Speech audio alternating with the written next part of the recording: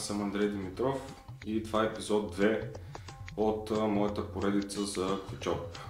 Всъщност аз съм създателя на сайта aquachop.net и с него участвам в джумо състезанието Aquachop.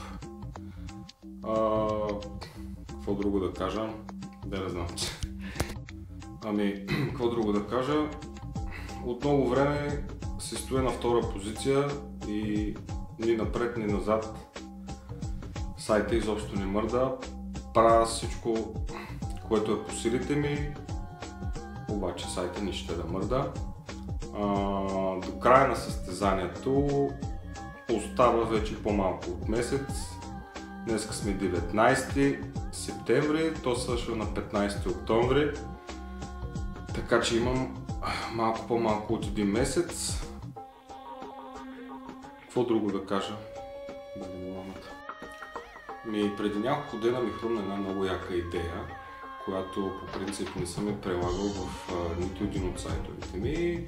Сега мисля, че имам достатъчно време този по-малко от един месец, който остава, но тази тактика все още няма да я кажа. Ще я кажа публично, когато свърши състезанието, дали тя ще има ефект, не знам. Ако това клипче ви харесва, натиснете долу бутончето на YouTube харесаме или го споделете в колкото се може социални мрежи. Това е от мен. Айде, чао!